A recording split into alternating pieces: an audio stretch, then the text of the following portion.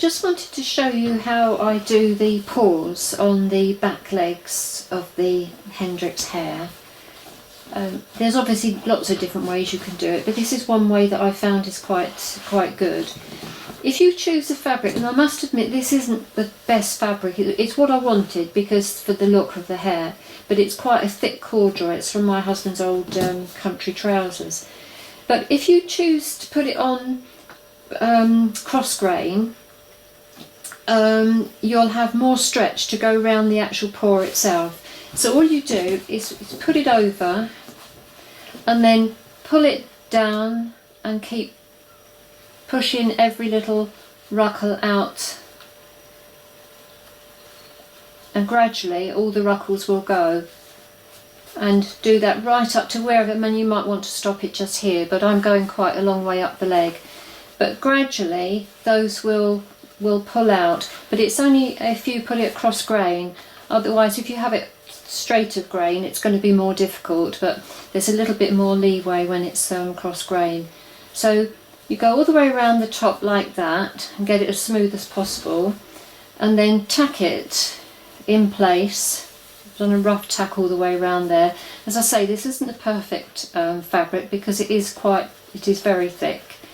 And then make a just draw around it so you've got a rough idea of the sole, and then cut that out, and then I'll just show you how I stitch that on.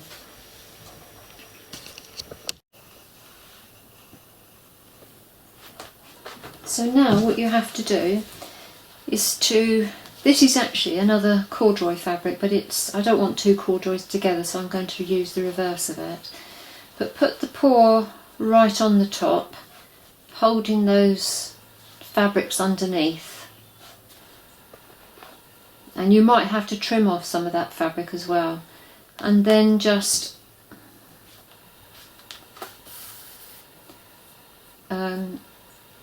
stitch round to hold it in place.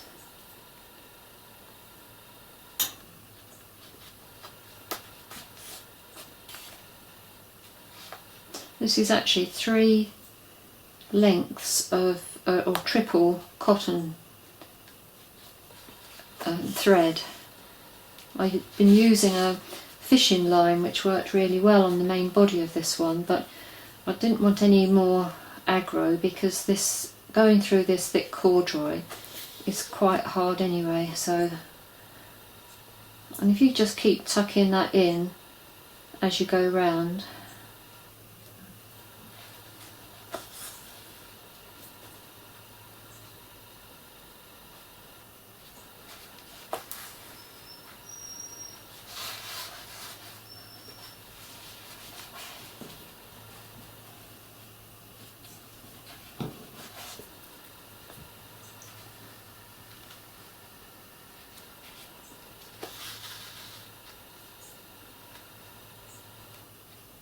I suppose you could tack this first actually if you wanted to. Tack it on. And as you go down, you may find that where you've copied round the foot paw, you may find that you need to adjust it because you can see that's actually quite wide compared to the foot. So go down one side, and then as you come up you're going to need to trim that off a little bit, otherwise it'll go too far up the paw.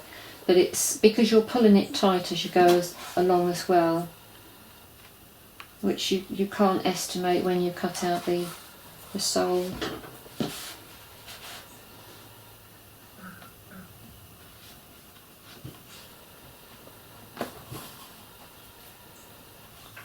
The stitches are a bit wonky.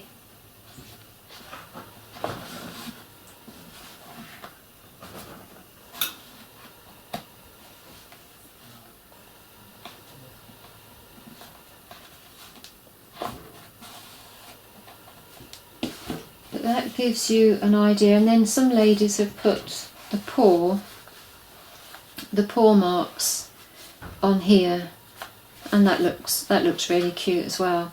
But you can see as you go round you're able to push that in and bring that round and do it nice and tight. I'll carry on with this. Oh, and as I say though, remember that when you do this side down here to the end, but then as you start coming up this, you're just going to need to trim it back a little bit to make sure that it fits nicely. But I'll carry on with that and let you know what it looks like.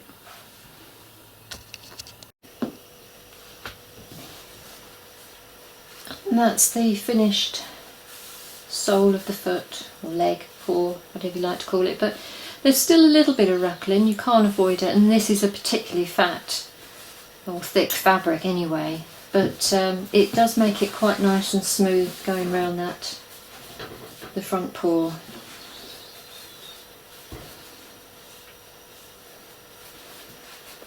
Just got the other one to do now.